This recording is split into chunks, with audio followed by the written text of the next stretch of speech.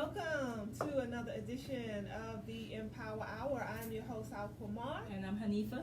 And we come to you every Wednesday from 2 to 3 p.m. with impactful information that affects our everyday lives.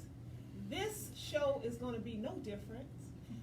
We have in the studio with us today, our brother, our friend, our comrade, Attorney Malik Zulu Shabazz.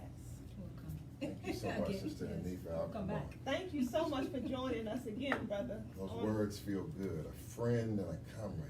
A friend. Of course. Very, we may not very always important to me. agree on every single topic of discussion, but I respect and admire your work. So I that's do no too. doubt. I really admire your persistence and dedication. Hence why you're here. Thank you so much. So we're going to be talking today about, you tell them because you could tell them a lot better than I can. Well, you all asked me to talk about police and what advice that your listeners and viewers can receive when they're dealing with the police. A very important and difficult subject matter. And I'm here to provide some good legal advice as well as political and just advice for us as black people. I believe I can give good advice here. Yeah, absolutely. And I'm here to talk about the book that's coming out December 15th in New York on I had some Facebook friends asking about that. on my mentor and our champion, a freedom fighter, loved by many, Dr. Khalid Mohammed. Yes. People want to know about the book. They've been asking. I'm here to give an official update, report, take you all through it, let you know what it takes to be involved in this kind of project, and just let you know that it's coming and how it's coming and the blood, sweat, and tears that got me here today. Okay. All right. If you guys want to join this discussion, feel free to give us a call here. The hotline number is 240-455-5934. Again, that's 240-455-5934. All right. Brother Malik Zulu Warrior. Yes, That's ma'am. how I always call you. That's Zulu fine. Warrior. That's fine. I want to stay on a war footing and on a war posture. Yeah. Yes, ma'am. Yeah. So, you had mentioned, let's get back to know. What did you mean when you said that, as far as being confronted by the police and, getting back to saying no? What does that mean?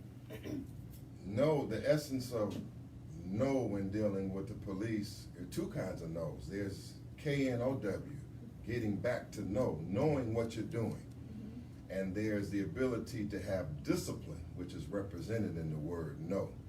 Mm-hmm. When we say, well, don't talk to the police, don't allow a search, know how to, we're saying in essence, know what you're doing mentally and know how to be disciplined enough to say no to protect your rights. Mm-hmm. Okay, that's fundamental. So let me deal with the first no, knowing what you're doing. You must know if you are stopped by the police, why they're stopping you. Mm-hmm. And so then you will know whether or not you have to answer questions, whether or not you have to submit. It talks about here in my book what black people need to know when dealing with the police, and it's on my website, blackrightsmatter.org. And if you just find me on blackrightsmatter.org, I'll send you a free copy of my booklet, What Black People Need to Know When Dealing with the Police. So you need to know why the police are stopping you. For example, if you're just walking out in front of everlasting life, a police officer says, hey, where you going, Hanfah? Can I see your ID? You do not have to show the police officers your identification.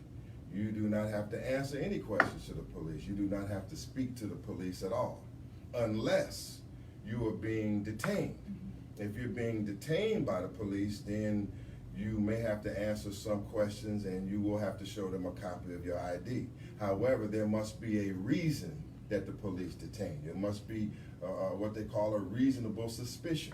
Okay. There has to be a reason that they're investigating you for some kind of possible criminal activity is the reason why they're stopping you, and that has to be what they call an articulable reason, according to the landmark case 1968, Terry v. Ohio, which deals with who you can stop and how you can stop a person, how long can you stop a person, and what are the reasons. You can't just make up a reason. Well, I'm just going to go bother that person. I'm going to go bother that black woman. Give me your ID. No, you cannot do that. And that is a reason to tell the police to their face to either walk away from them or don't deal with them, or to tell them no. If they are detaining you, well, how do I know I'm being detained? Ask, am I being detained? That's one question y'all need to say. If the police are asking you questions, the first thing you want to ask is, am I being detained?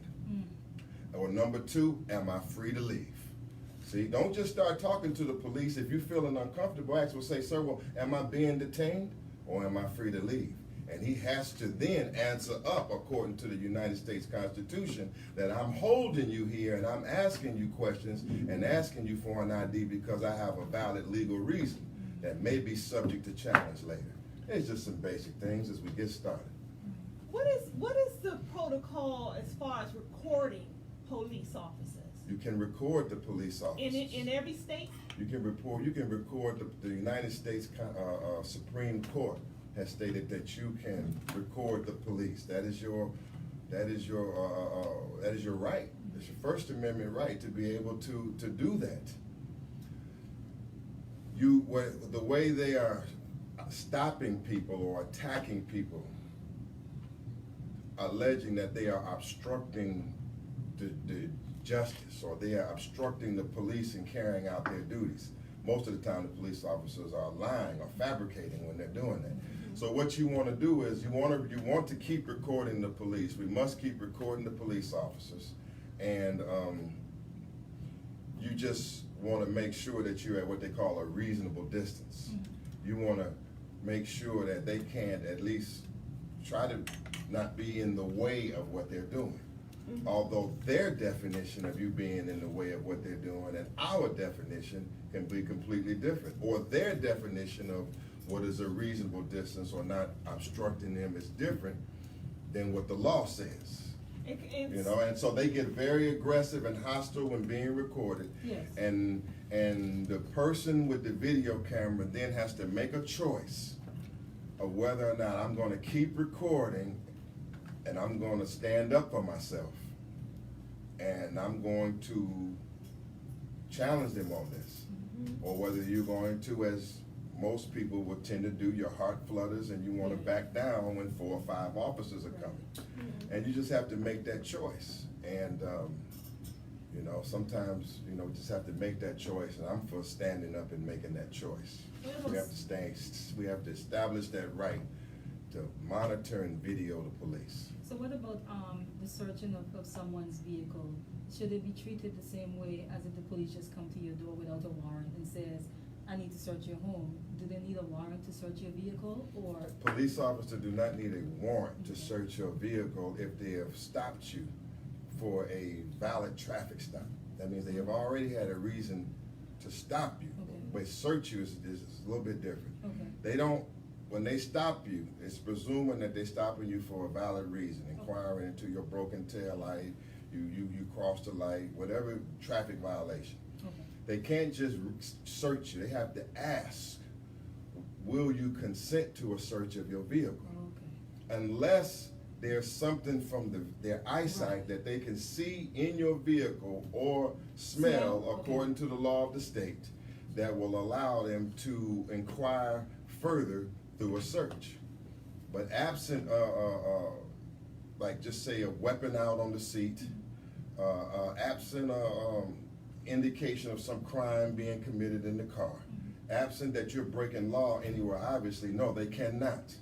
The police cannot search your vehicle, and you do not want to, even if you have nothing in your vehicle.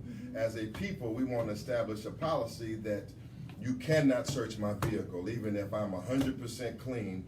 We want to establish the code in our community that, no, you cannot search my vehicle because I know my rights. And when we want the police as a community to know that we know. Because here's what they do. They stop you, hey, they're stopping you, and then in many communities, they just start reaching. Yes. They don't wait. There's nothing in the vehicle. They do funny stuff in D.C. because they don't feel brothers and sisters are going to stand up for themselves. So they'll open that passenger door, open that driver door. You know, they're just straight up Happens open. so quickly. You know, Yeah. they do things like ask the passenger for his ID. Let me see your ID. But the passenger does not have to show his ID. If I'm a police officer and stopping you for a traffic violation, then I can ask you for your driver's license. I don't have a probable cause, or I don't have a reason to ask the person next to you for their ID, but they often do it, and because we're nervous, we give it up. But the proper answer is no, sir, I'm not driving this vehicle, and I do not have to show my ID. Why is it so important to stay with these protocols as opposed to just, giving it up just because? It's because even if you're legal in every right. It's because we're not just thinking about ourselves, we're thinking about everyone. And we are those who know, we're trainers of everyone else. We're the leaders. So we want a code in our community that to teach the police departments, the police chiefs. They want to say, these black people are smart. When we're in their community, they are no longer allowing us to search the vehicles, even if they're right. They're 100% right. They are quoting laws out there. They are denying our searches. They know what they're doing. Right now, and the police chiefs and the sheriffs say, well, they're not going to challenge us. And so they are crossing the lines. It's a slippery slope. If I can violate your right to search your vehicle and you allow me to, I may then get down the line to violating your body. Exactly. Violating your person, using excessive force on you, because why? Because I'm already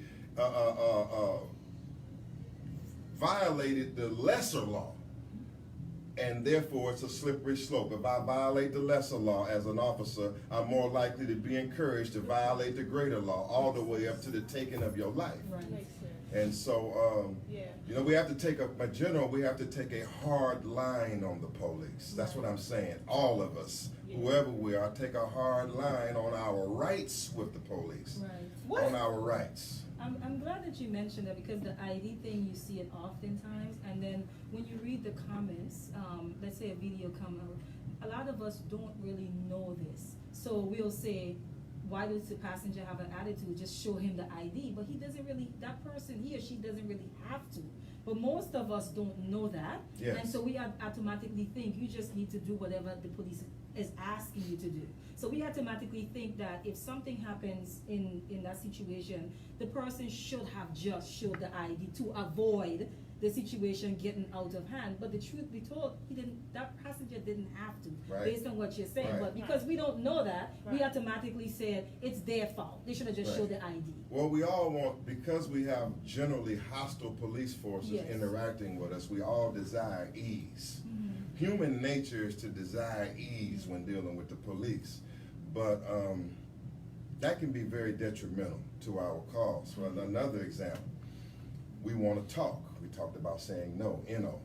We want to talk a lot to the police. Police are asking us questions. We want to talk our way out of it. We've been arrested. We're in the back of a police car. We want to talk our way out of it. We want to avoid arrest by talking. And many times we are doing what? We're entrapping ourselves by making statements that will do what? Later be used in a court of law against us. That's why they're supposed to warn you with a Miranda warning. That anything you say will be used against you. Can and will be used against you in a court of law.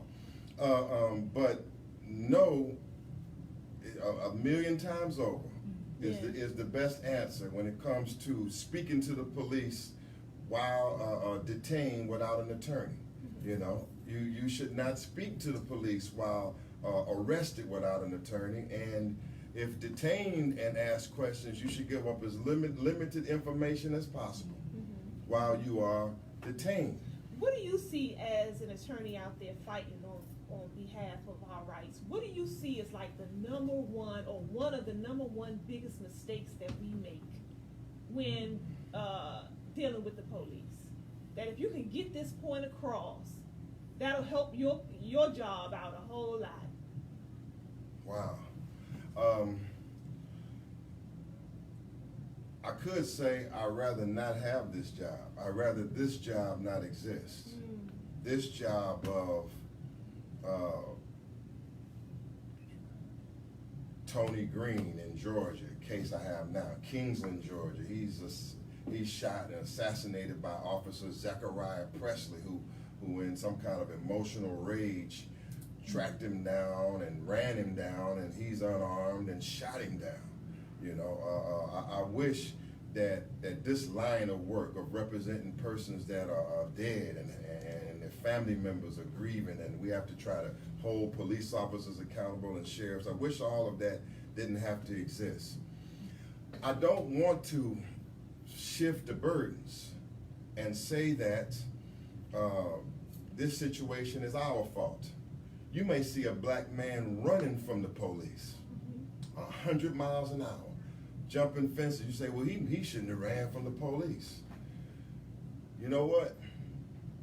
I think that too sometimes, but you never know the circumstances that's going on. Can I tell you a secret? I run from the police.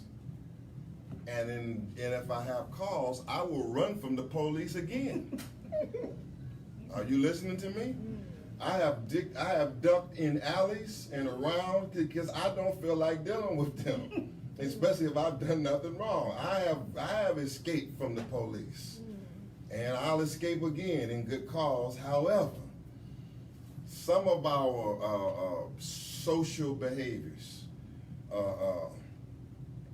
and just the wild way some of us are living is not a good antidote or prescription for dealing with white racist police officers and police forces. You know what I mean? I mean, number one thing I want to get across is you have to be in a soldier's mentality, especially as a black man.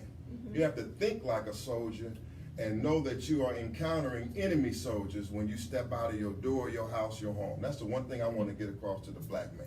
When you wake up in the morning, you recognize, look, I am a black man in America. I am an endangered species. I am subject to be falsely arrested, seized, or killed by the police. Let me adopt this mentality as I head out for the day. I don't want to be over tense. I don't want to be overstressed, but I want to know that I'm a soldier and I don't want to be asleep or out here what they call lunching, because you will get burned. So you have to adopt a soldier's mentality. You should be professional, as I am taught by Dr. Khalid Mohammed. There's no disrespect for a soldier to address a soldier of an opposing army in a respectful way. May I see your license or ID? Yes, sir, you can. That's no disrespect. You don't have to say, F you, officer, kiss my ass, and all of that. Right.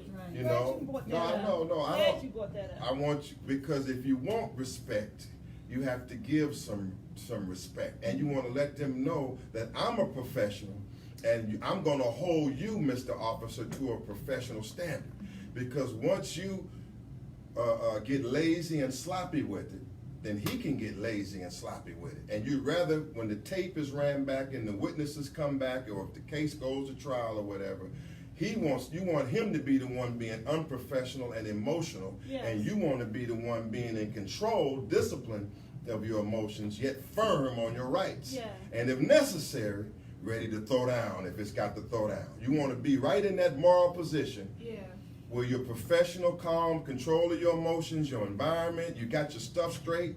And if you don't have it straight, I mean, have your stuff straight, your license, your registration, all you're dealing with. And if you don't have it straight, then concede that you don't have it straight. You know what I mean? You know, but other than that, be professional and firm and understand that we're soldiers dealing with soldiers. And I say that still applies for the black woman too. And no different, and plenty of cases pointed out, y'all are not the same kind of soldiers as us. But still, you want to be disciplined still as a woman. You don't want to be hollering, not that all women are hollering. I'm just saying you don't want to be out of control of your emotions. You want to be professional and firm on your rights. And I'm glad you brought that up, and because it wasn't even on my notes, but it sparked something in me when you said it, because I find in a lot of instances, not all, but in a lot of instances, I think that things could have the conclusions can be a whole lot different when dealing with the police if we use the strategy of self-control. We get so out of our emotions and get so worked up, and you know, a lot of it, I know, you know, we deal with a lot. We're stressed coming out the door, a lot of us. So much media circulating right. with us, yeah. So it's hard. I understand it's difficult for a lot of us to do, but I think if we really understood the strategy in remaining calm, remaining reserved, remaining respectable, not because he or she deserves our respect, but because it's a strategy in war tactic. You know, to be able to control your emotions in a situation like that. I think if we learn that skill, a lot more of us can save our lives. Well, the main objective for any black person is to get away from the police. Shorten the time of your encounter, and by all means get up out of there without compromising your rights. So, you know. I think the part, yes. the no, KM, no, that you talked about is important too. I think knowing your rights can help you in maintaining yourself in the situation, because you know that these are your rights. Right. You know that right now you're trying to violate my rights, and so that I think that will give you sort of a sense of peace in the situation, where you're not all over the place, you're not nervous, you're not, it's like, no, I don't have to show you my ID like he mentioned. So I think the knowing what your rights are in those situations are important as well. Yeah. Well, what happens if in a situation where you do all the right things according to the law, but you still get brutalized, which a lot of our people do? What then? The police departments of America have not beaten and killed so many of us simply because we weren't well-disciplined, well-behaving persons. It is the nature of white America, and it is the nature of the white man in America, and it is the nature of all police forces that are under control of the white man of America, regardless to what race or person is that officer, including Washington, D.C. It is the nature of this system to kill black people. Yes, sir. It is the nature of the police departments to protect and control a status quo that has oppressed people under the oppressor in an economic sense. So you can't understand police unless you look at the structure. When you seen Taekwon stole a donut and ran over and hopped the gate, when you saw Eric Garner selling him some cigarettes, you might say, well, look at the nigga, what the Negro doing? You must understand that this situation is a people were brought from Africa. A people here have been enslaved, discriminated on, oppressed, marginalized, largely placed in certain kind of reservations or Bantustans or called ghettos. Right. And then the money and the wealth is with white people. It's with the white power structure. The poverty is here. The lack of jobs is here. And then they say, police, now you come here and maintain this order. Keep them in line and protect what? Serve and protect. Serve and protect what? That property owner. Serve and protect this interest that has whites on top and blacks on the bottom. In other words, go out there and keep them Negroes in line. By any means them Negroes necessary. are suffering from them Negroes are suffering from poverty, lack of education. They're suffering from mental illnesses and any kind of situations that would bring them harm by the police, But you must understand the police are the enforcers of an unjust world order. Even your nicest black police officer, your friend, he's still enforcing a society that has taken and robbed us and desires to keep us in place and using the police to keep us in place. I have two questions, but this main one bothers me a lot. Does respectability politics work for black people? Because you hear this a lot. If they pull their pants up, if they don't hang out on the corner, or stop cursing. It's always all of these things. Does it work for what though? Who does it work for? No, I mean for us, Does it work for our people? Does it work with our image with white America? Does it work for our people as far as protecting ourselves from police brutality? Or even just oppression in general, because people have the idea, educate yourself, dress a certain way, get a certain job, then you won't have to encounter these things. But we've seen over and over that doesn't necessarily work. I don't agree with all of that. In Virginia Beach, 1989, there was what they called the Virginia Beach riots. Greek Fest was in Virginia Beach, and the police didn't want the blacks to have the Greek Fest. And I was a witness there as a young college student as the police would riot with Virginia National Guard and state troopers and all of that ganged up on and beat black people in Virginia Beach. Prior to the internet era, it had been huge had this been the internet era. They were law-abiding, they were decent college students just having fun. And these police officers were grabbing, beating, and massing up in formations and attacking these particular students. A rebellion broke out. At one critical point of all this in '89, it broke loose because it was too much. I remember all the youth were there, they were playing Fight the Power. And as soon as they turned on Fight the Power, they weren't doing anything, but the white police got mad and attacked from both angles. I'm right in the middle of it. And a whole rebellion broke out. I mean, a serious rebellion. I mean, the police was fighting, we was fighting. I mean, we got to breaking glass. I mean, it was like a 12-hour so-called riot. I call it a rebellion. All the nice college students, I love the college students. They're nice, respectable kids, right? But the brothers who fought like the Palestinians, the ones that put up a tough and strong fight there against the Virginia National Guard and the police were those so-called ones with their pants down and the so-called gang members and all of them. So I can't knock. I like me brothers with warrior spirits, and I don't want to take that from them because I've seen them fight those battles. I saw them. Those were the ones that fought the Los Angeles Rebellion. And that's what shook up this nation. So there are key points in our history where black militancy and rebellions has meant something for us. It has meant concessions for the other more conservative persons because somebody like Stokely and others was making these cities burn. So the militancy, the rebellion in black youth is necessary. It just has to be, I'm for channeling it, not destroying it. Like my teacher, I am for channeling it and not destroying it. And I do believe that I do believe we should pull our pants up. Now, don't get me wrong, it's embarrassing to me. I'm embarrassed for our whole race when I see a black man walking down the street with only his boxers on and his pants at his ankle, and he can't even walk. Probably right. I really want to get out and slap him upside of his head sometimes. No, seriously, I really do. I get angry these days when I see black men being weak and lazy. Some of them, many black men are way away from that. But what are your thoughts on? But go ahead. No, it's just a lot. Everything in America is a but, because everything you try to do right is not always going to work right here. Be good as you want to be. Yes. Be good as you want to be, because if you start being real good, you're going to become what? A revolutionary. Right. And then they're going to attack you from there. You know? What's your thoughts on body cameras for police officers? I'm for body cameras. I'm strong. If that's Zachariah Presley is charged with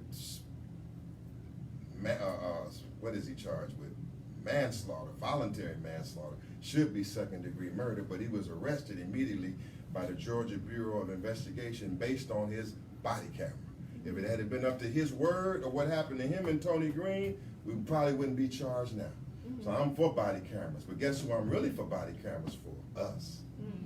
And as I move along and develop in Black Lawyers for Justice, I want to be able to, well, I'm telling you right now, get your own body cameras.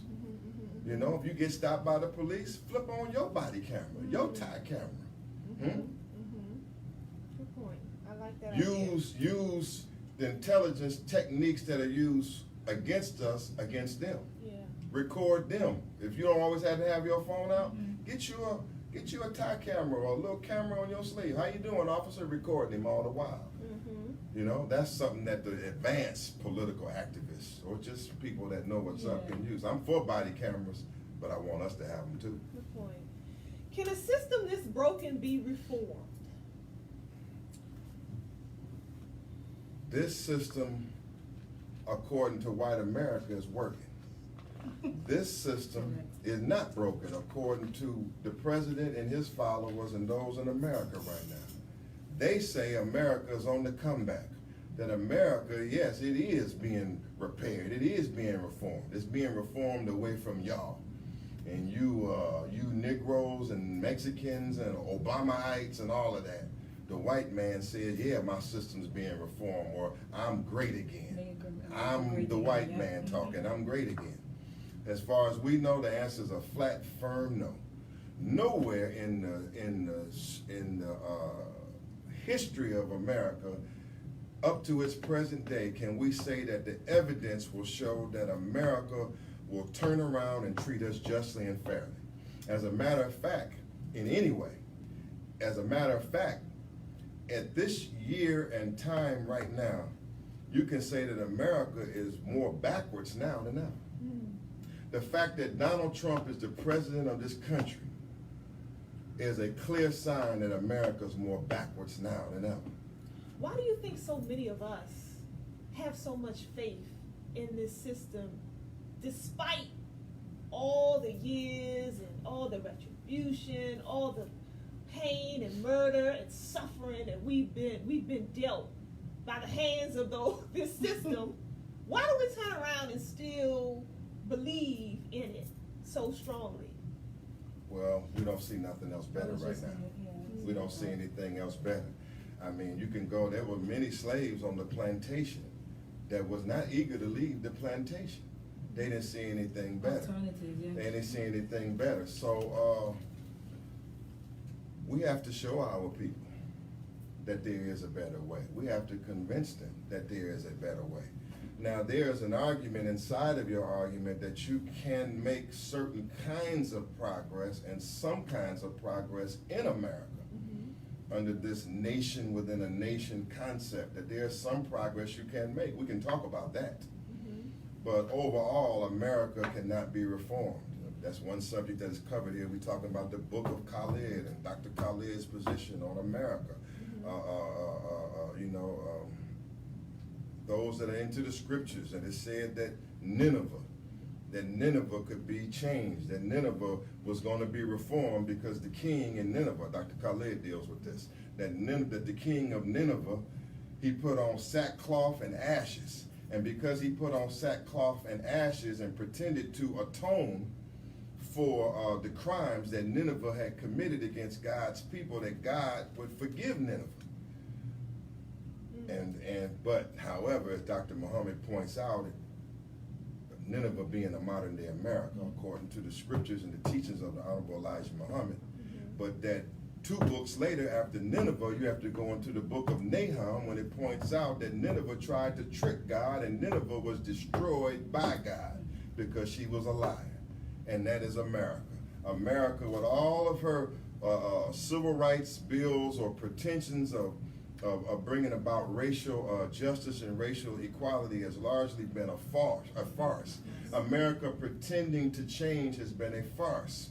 And therefore America still remains, in my judgment, on the divine hit list as the #1 violator of the laws of God and the human rights of our people and many others. Yes. Good points. Well, we want to jump into some promos real briefly. If you're watching us, you are watching the Empower Hour with Attorney Malik Zulu Shabazz on as our guest. We're talking about police mistreatment, proper protocols, when you are confronted by the police. We are here at Everlasting Life, 9185 Central Avenue, that's in Capitol Heights, Maryland. Everlasting Life is a full-fledged vegan restaurant, but it's so much more than that. We do different types of events here on an ongoing basis. For instance, children eat free each and every Thursday night. So bring the children, as long as they're 12 years or younger. They eat a free, healthy meal as long as they're here with an accompanied adult. And then it becomes a playroom for them in the lounge area. So they can come together, mix and mingle with other children in the community, and they have a good time. So that's each and every Thursday from 6 to 8 p.m. Following that up, every Friday is our dinner and a movie here at Everlasting Life. We air a different documentary, something impactful centered around us as as a people, and then we have a discussion that follows. That's always free here every Friday from 7 to 9 p.m. Every first Saturday of the month is our Black Wall Street Renaissance, where we take the lounge area, fill it with different small business owners and vendors, and you can come out and shop. All-day event from 12 to 6 p.m. Not only can you shop with local vendors, but we open the stage up for different lecturers or entertainers, things of that nature. So it's always something exciting going on, different here at the Black Wall Street Renaissance every first Saturday of the month, right here at Everlasting Life from 12 to 6 p.m. Marketplace every third Saturday of the month. We host a fresh produce, natural supplement, organic herbs and spices, vegan grocery marketplace.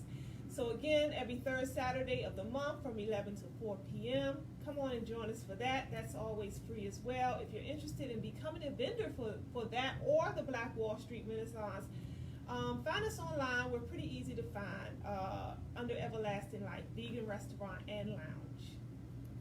Broadcasting call. We're here inside the elife studios. If you see what Hanifah and I do on a weekly basis, and you're out there and you think you have a voice that should be heard to a larger audience, consider joining us here at the elife studios family. We have a phenomenal rate going on right now, unbeatable, $25 per show. That includes full engineering. You won't find that price anywhere else. So join us here and find out more information by Googling elife studios. All right.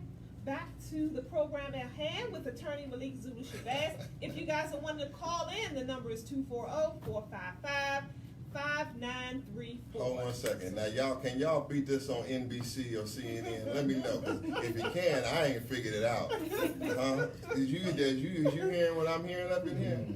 All right. Well, I see, Brother Shabazz, you have some literature that you brought with you. Well, what I want to say is that I'm willing to continue to answer your questions, and I am here to go over your claims of police abuse. My website is blackrightsmatter.org. The number to my law office right here in Maryland, the College Park, is 301-513-5445. It's faster to email me your information at attorney.shabazz@yahoo.com. If you feel you've been falsely arrested by the police, seized unlawfully, abused, shot, if jail guards have attacked someone you know, prison guards, jail guards while being arrested. I just had a strong case I just concluded against Oklahoma, in Oklahoma, against Caddo County, Oklahoma, and other jails there for the death of Darius Robinson. Some people saw it on my case. It was a hard-fought case that just brought to a decent conclusion, you know, a decent conclusion, I say, because a decent conclusion, because the strongest of justice is not won in the courtroom. You understand what I mean? Yes, sir. When someone is killed, the strongest acts of justice are not won in the courtroom. However, strong acts of justice that can cause changes in policies and can put pressure on systems and give compensations to family and get people fired and all that. We do all of that at Black Lawyers for Justice. Yeah. We do as much as we can under this legal system. What do you see as the solution to police brutality?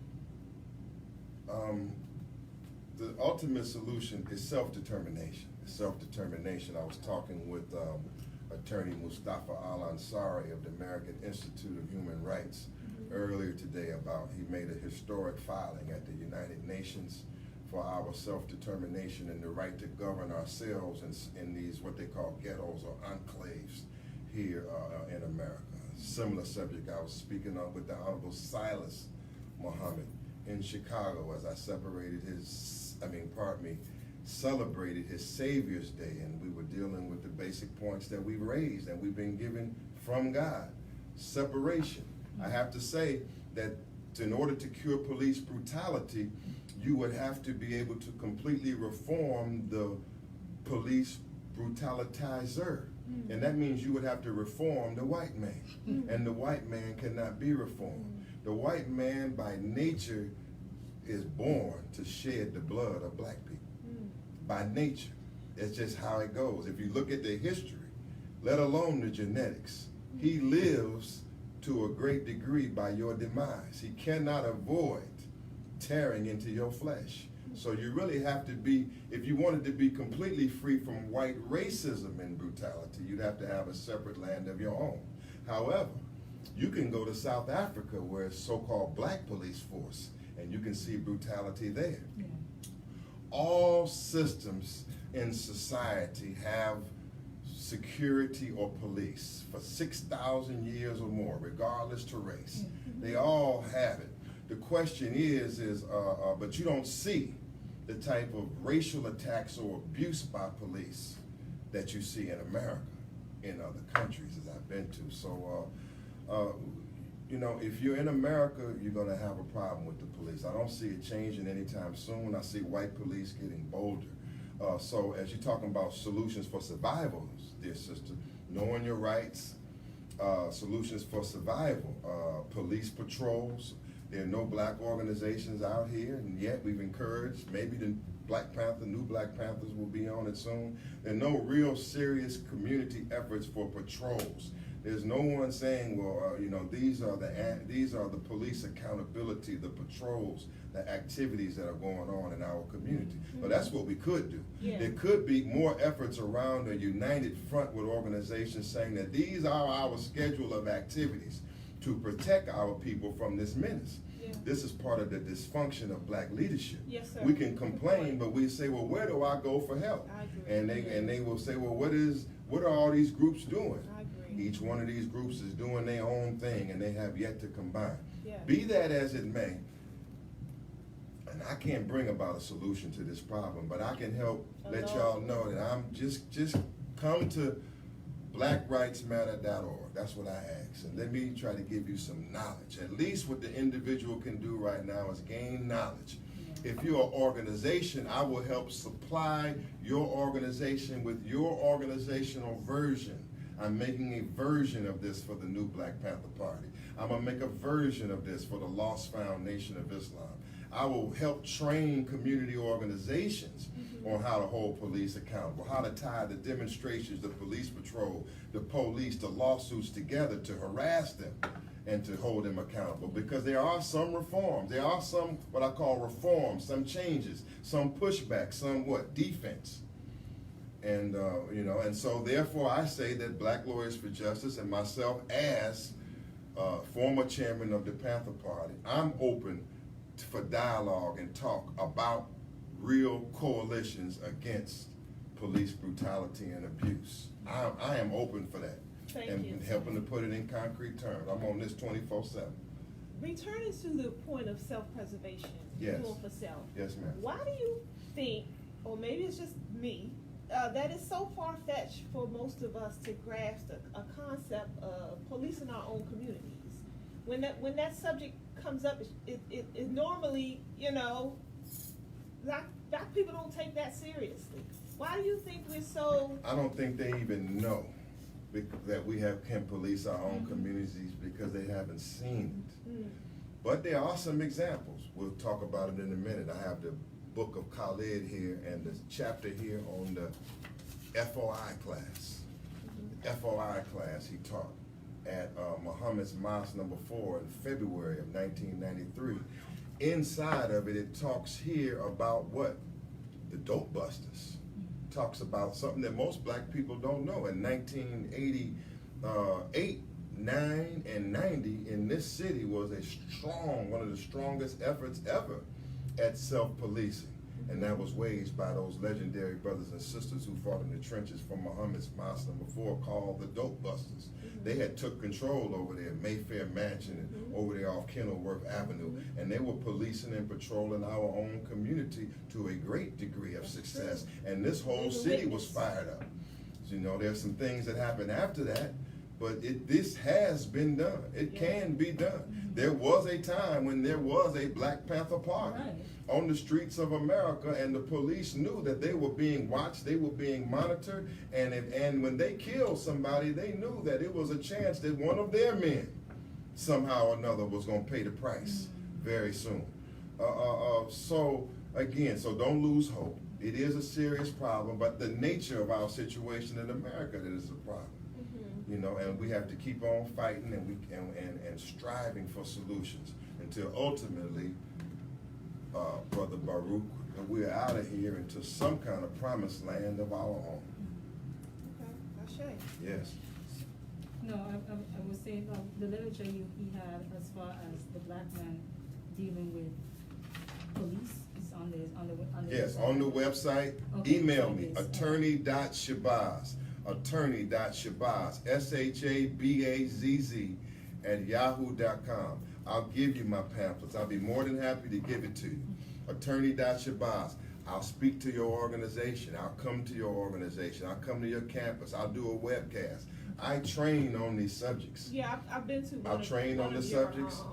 Yes. One and of I'll your be, trainings. It was yeah, excellent. I'll be A+. back on it, and I learned a lot. field trainings and all of that. So we just have to take it all to a higher level, and let's see where the future takes us. The Book of Khalid. All right. You lit up on that stuff. I am. Tell us about what you got. What you got going? What I have here on this table is much of my work product to date on the Book of Khalid, Volume 1. Volume 1. It has been a long time coming. I even came on this show earlier about the Black Men's Convention, and I promised a date, and I missed that date. So I'm here to explain to brothers and sisters why I have missed these dates and why I'm not missing my next ones. But writing a book is serious, number one. I mean, when you're writing a book, and then, you know, I guess I'm not so much into the astrology, but I'm a Virgo. So I'm kind of a perfectionist, meaning that I could have put something very simple out for Dr. Khalid a long time ago, but I'm determined to do it the way that I'm about to explain it to you, because this is the way that God and the ancestors gave it to me. Okay, so number one, writing a book requires your complete time and attention. It requires your mind, your body, and your soul, and it requires your schedule. So therefore, as an attorney and as a businessman, and also one that is all engaging in these current struggles, fighting for our people and trying to do the book, it can become overwhelming. It can become overwhelming. So I fought hard to the point where I controlled and everything else I'm doing, I put it under control so that the book is at the top. And I developed my own studio for the book, my own office for Shabazz Publishing, so I'm at the point where I can complete and still have to give. I have an opening date in New York for December 15th, and I have no time. I have no time for anything. But so that's one reason. It requires dedication, time, it requires resources, and it requires an intent, focus, and it requires your body. You gotta be in physical shape to just stay up till 3, 4 in the morning. Get up, go to work, get off work, go back on the book. Take care of my daughter, back on the book. No weekend, back on the book. You know what I mean? So no that's one. writing here. That's one point. That's why you don't see a lot of books written. You say, well, where is Dr. Jeffrey book? Where is James Small book? Where is Ashra Kwesi book? These are great, these are show scholars. Where are they books at? I'm trying to tell you, you got to have it together. You got to be on another level to be an active worker, freedom fighter as me, attorney and an organizer, and to write a book. But now it's happening. Here's another reason now. Check this out. Subconsciously, this book is an emotional subject for me. Subconsciously, for many years, I couldn't even go into Khalid Mohammed's archives. They're sitting with me. And I don't want to go into it because it pulls out a painful part in my life that I really didn't want to face, the loss of my leader. So I really, for some years, I really couldn't watch his videos and all that because of the pain involved, right? Then here's another level of pain. In his story are certain contradictions in our movement, certain painful memories. Just some. In his story are certain painful memories that I've had to go back and uncover. And some things I really did not want to look at again. But I have to if I'm going to give justice to his life, and I must now, I'm commanded to give justice to him and to consider him alone and to consider him first. And consider him now in the context of what this book can do for our movement. And also understand that there may be some objections, and I have to be willing to look and stare down them objections, because his story must be told. Can I give you an example of that? Before I give you an example of that, let me tell you the illuminating parts, and then as I get to it, you got a minute for me? We got a minute for Got a minute for. Okay, so let me tell you all about this project called the Book of Khalid.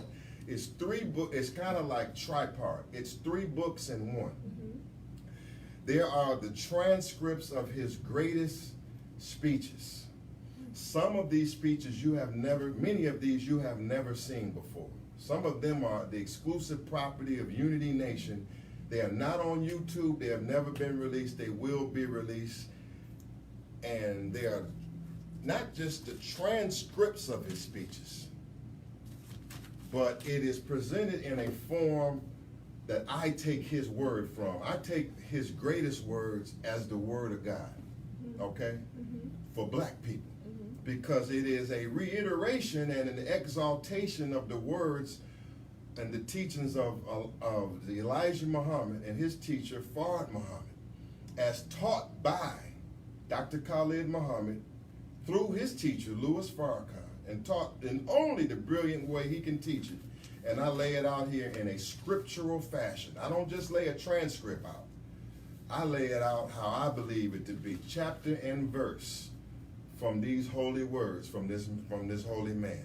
So if I'm in the first book of these 10 books, this book is divided into volume 1, volume 2. Volume 1 takes me from up till 1994, when he had an assassination attempt on his life by James Bess, ex-Nation of Islam minister James Bess. He was shot. Many people don't know Khalid Mohammed was shot. Okay, and that takes me 550 pages to get to, because number 1, I have his word. His word, I broke it down into chapter and verse, like the Bible, because you into not you per se, but our people is into the Bible. They into the Quran. And we respect Matthew, Mark, Luke, and John, or a lot more than we respect Elijah Muhammad, Khalid Mohammed, or anybody, Marcus Garvey, or anybody that's come amongst us. We are mentally trained to respect others more than those that came right here and taught us off Martin Luther King Avenue and wherever we are. So, when you quote this book here, and you have this chapter here on Father's Day for the black man, you will quote chapter 3 and verse 1. It's to be read in a certain way. I'll have instructions with it. And it will say that Khalid Mohammed says in the 3rd chapter and in the 14th verse. Or it says what he says in chapter 6 and in the 1st verse. That's how I want it cited. So how about like you quoting Jesus said in this chapter and verse, and what Paul said, you're going to quote what Khalid Mohammed said in the 5th chapter and the 1st verse in the Book of Khalid, from that pulpit and from that rostrum, and give it that kind of respect. That's what I'm forcing on the public, forcing you to respect yourself. Now, so here, now we go in, let's get a little bit deeper into it. It's not just the transcripts. It's what this man is talking about in the transcripts, in some of his greatest speeches. Well, he's talking about Dr. Francis Cress Welsher. So it's interesting. When I got this thing, it's flavored. So when you're reading it, it's not just a dry scripture sometimes like you may see in the Bible, but you're seeing what he's talking about all throughout the book. So I got this thing laced up. I'm putting the sauce on this thing right here. Let me show some of y'all in the studio. What Muhammad is speaking on, I use a lot of graphic representations to explain to you what he's saying, okay? So this is the ideology of Dr. Khalid Mohammed, and it is here so that generations can read what he said, okay? Let's stop right there. We have like 2 minutes left. Lord. So we got 2 minutes left. They make it quick. putting the squeeze on me. Do it overtime. Keep taping and play part 2. No, you got another show? We gotta bring you back for No, overtime. man, because We give can't. me 15 minutes. We can't. We Tape don't it. have Run the 15. tape later. Run the tape later. Attorney, we don't have. And all right, look. Let me do this Lawyer, fast. Now they that's miss. not attorney. Cause see, okay, look. We don't have that time. What I'm trying to tell you is you got a 3-part book here. You got speeches that have never been seen before. None of you heard Khalid Mohammed when the Nation of Islam was on the defensive, and the Spike Lee movie was coming out, and they were saying the Nation of Islam assassinated Malcolm X. Who stood up for the Nation of Islam and gave the defense for the nation and Elijah in a brilliant, beautiful way that no one have done since? That was Dr. Khalid Mohammed at Howard University on February 1993. And then when you read through this, the new generation will get life through reading not only, okay, his words. That's very simple. And it gives a whole new take on a very important subject matter. Over 100 pages just on this Malcolm X subject matter. But everything he says within Malcolm X, I'm going into heavy detail. He talk about Gaddafi in that day, and I get all into in my notes. It's a study guide. Each chapter comes with an extensive study guide. Wow. Maybe a 40-page study guide per Now, chapter. are you getting assistance? Man, with I all have a this, or- stat. I'm trying to tell you, this is no joke. So when I go here, I got 60 pages of footnotes, not just dry citations. If he talks about Dr. Ben, I'm going into Dr. Ben, because I want y'all to know about Dr. Ben, Runoko Rashidi, Gaddafi, all of these topics. Someone is asking is there a pre-order? Pre-orders will be available on November the 15th. Just stick right with me, Malik Zulu Shabazz on Facebook. So let me just bring this on home here. So you have all of these times when he's teaching the Nation of Islam teaching, and this gives a lot of light to him and his teacher, the greatness of the works they were doing, Farrakhan and Khalid Mohammed, all the way up here through halfway through volume 1 through 1993 and his speech at Howard University. Then you got a change point here. You got a point here when Khalid Mohammed was going in a radical direction and he clashed with the Nation of Islam and he got suspended. So you have the backdrop to that. No love for the other side at Howard University. When he points these things, this is about to go down. Secret relationship between blacks and Jews, a whole chapter on this, but it breaks down with 100 footnotes and pictures of how Muhammad was right in what he said at King College. Well, so I have all of that. Then Muhammad gets suspended. Here comes, I'm already on the scene, but now I pop back on. Who is this young man right here? This is Malik Zulu Shabazz, the night that Khalid Mohammed was denounced by the House of Representatives, and he comes to Howard University. So I'm all into my archives. I got the news articles and everything that comes from these speeches, but what do we get behind that and other parts? We get the biographical parts. We get to understand how was Muhammad feeling? How was he dealing with this? Don't worry about that. We gotta wrap it up. They might have got mine. So y'all gonna have to wrap it up. But Yeah. I'm not wrapping up.